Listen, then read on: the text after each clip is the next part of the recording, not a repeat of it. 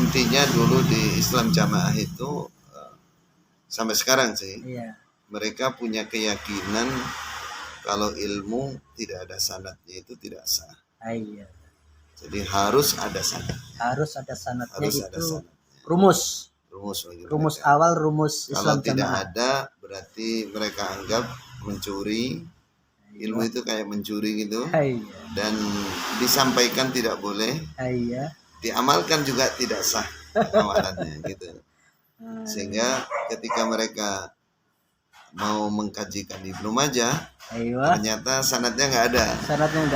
Jadi mereka itu gembor-gembor sanad. Pertama, sanadnya yang ada pun tidak bisa dipertanggungjawabkan. Pada saat Haji Nur Hasan mengaku sebagai alumni Darul Hadis, maka Ustaz Abdul Halim bertanya kepada Nur Hasan, mana bukti Pak Haji sebagai alumni? Seperti apa ijazahnya? Nur Hasan nyatakan ada di rumah, sebesar kartu pos. Tentu saja Ustaz Abdul Halim menyangka sambil memberikan bukti ijazah dirinya. Ini punya saya, bukan seperti sebesar kartu pos. Kemudian dipastikan dengan mengecek langsung ke Darul Hadis Mekah, yang saat itu mudirnya adalah Dr. Syekh Muhaimin Abu Samad. Ternyata tidak ada nama Nur Hasan dari Indonesia. Setelah dicari-cari, akhirnya terbukti bahwa Nur Hasan Ubaidah bukan sama sekali alumni Darul Hadis, akan tapi sebagai murid utama dari Syekh Umar Hamdan, asal Yaman atau Maroko, yang mengajar hadis di gerbang Abu Salam. Dari Syekh Umar Hamdan inilah Nur Hasan melakukan ilmu manqul musnad muttasil. Ini ya. Jadi ini orang-orang tadi tidak pernah tahu. Nggak tahu banyak. Assalamualaikum Ustaz. Alhamdulillah, insyaallah. Ini cerita antum di Makkah cari sanad hadis Ibnu Majah itu awalnya Ustaz. Ibnu Majah. Gimana ceritanya itu Ustaz? Lengkapnya cerita itu. Kalau lengkap nggak selesai. Nggak selesai ya. Ya, sedikit Kalau tentang singkat saja ya. Intinya dulu di Islam Jamaah itu sampai sekarang sih, mereka punya keyakinan kalau ilmu tidak ada sanadnya itu tidak sah.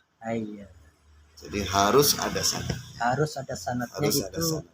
Rumus awal rumus Islam Kalau tidak Jamaah. ada berarti mereka anggap mencuri. Ilmu itu kayak mencuri gitu.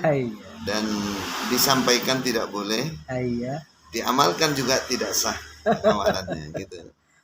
Sehingga ketika mereka mau mengkajikan Ibnu Majah, ternyata sanadnya nggak ada. Jadi mereka itu gembor-gembor sanad. Pertama, sanadnya yang ada pun tidak bisa dipertanggungjawabkan karena tidak ada penyerahan ijazah riwayah dari Syekh Umar Hamdan, nggak ada, tanda tangan nggak ada. Padahal di Mekah itu Syekh Umar Hamdan itu selalu kepada murid itu kalau memang dapat dia nulis ijazah riwayah. Itu pasti. Umar Hamdan, Syekh Umar Hamdan itu yang diaku sebagai guru hadisnya Zubaidah. Iya, betul. Itu yang diaku itu Syekh Umar Hamdan. Syekh Umar Hamdan, baik. Tapi Al-Mihrasi itu muhadditsul haramain. Memang penyampai hadis di dua tanah haram. Dua tanah haram Makkah Madinah.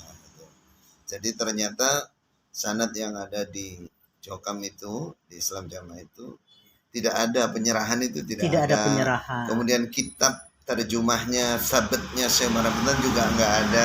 Ya hanya tulisan nama gitu Pak. Itu secara pertanggungjawaban atau legalitas kalau untuk di Arab sana itu nggak laku itu. Karena semua orang bisa diambil nama orang cuma nggak ada tanda tangannya, nggak ada. Itu pun hanya 5. Mereka kan mengatakan bersanad muttasil itu seakan 6 kutubus sittah. Itu pun hanya 5 saja.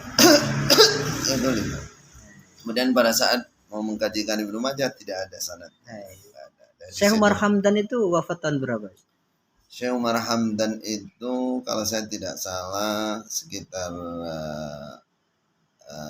mendekati tahun 40-an ya. Tahun 40. Ya, mendekati tahun 40-an. Kalau kerabatnya saudaranya Syekh Umar Hamdan? Saya waktu ke sana tahun 98 kurang lebih 98. sudah tinggal putranya satu dan sudah sepuh. Tapi ternyata murid-muridnya banyak. Murid-muridnya Syekh Umar Hamdan banyak. Di Mekah itu banyak. Nggak pernah ada yang ke Indonesia itu. Kalau di Indonesia juga banyak. Syekh Umar Hamdan. Murid, tapi kan nggak sambung dengan Jokam. Enggak. Beda dengan Jokam. Beda. Nggak sama ya, makanya Kiai kayak Kiai Bakir Al-Jogjawi, orang Jogja itu ada. Malaysia, Thailand. Itu murid-muridnya Syekh Umar Hamdan. Syekh Umar Hamdan. Yang diaku sebagai gurunya Jubaidah. Asal. Dan disitulah saya bergerak atas sepengetahuan mertua saya dulu. Iya. Bergerak ke Mekah untuk cari sana. Dapatlah saya dari Syekh Yahya. Syekh Yahya Al-Mudarris, guru Syekh Darul Hadis, Syekh Ma'had Haram dan Syekh di Masjidil Haram. Masya Allah. Kemudian dapat lagi dari Syekh Khalid At-Turkistani, itu mutakharrij Ummul Qura. Murid dari Syekh Muhammad Yasin Al-Fadani, Musnidud Dunya. Muridnya Syekh Umar Hamdan, penulis tarjumahnya Syekh Umar Hamdan. Berarti Al-Fadani orang Padang juga. Orang Padang. Berarti lebih dekat. Beliau lebih dekat dengan Syekh Umar Hamdan daripada beliau penulis Jokam itu ya. Nggak ada di Jokam tuh nggak ada. Nggak bisa bertanggung jawab kan. Nggak bisa. Ngaku-ngaku aja. Katanya hilang di becak itu. Kalau hilang di becak masih lumayan. Iya. Yang kita kritisi pengakuan memiliki sanad dari Syekh Umar Hamdan itu tidak bisa dipertanggungjawabkan. Nggak bisa dipertanggungjawabkan. Tidak ada ijazah riwayahnya, penyerahan dari Syekh Umar Hamdan nggak ada. Kitab terjemah biografi yang di dalamnya ada sanad dari Syekh Umar Hamdan juga tidak ada. Maafi Syekh. Nggak ada. Kalau saya ceritakan Syekh Muhammad Yasin Al-Fadani itu beliau penulisnya riwayat hidup Syekh Umar Hamdan dan sanad-sanadnya dan guru-gurunya. Jadi saya Syekh Khalid itu muridnya, saya ketemu, saya dapat dari Syekh Khalid. Kemudian dari Syekh Abdul Aziz bin Abdullah At-Tambakti Al-Hashimi Al-Makki, itu guru atau Syekh di Ma'had Al-Haram. Itu muridnya Syekh Abdul Fattah Husain Rawat. Husain Rawat itu Rawat Kalimantan. Asalnya turunan Kalimantan.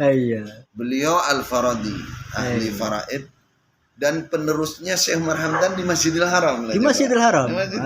Muridnya. Yang menerima semua ijazatul riwayah dan riwayah dari Syekh Umar Hamdan itu Syekh Abdul Fattah Husain Rawat. Nah ini Syekh Abdul Aziz ini guru saya nih. Itu muridnya Syekh Abdul Fattah Husain Rawat. Syekh Abdul Fattah Husain Rawat muridnya Syekh Umar Hamdan. Saya dapat dari beliau juga. Jadi antum sanadnya mutasil.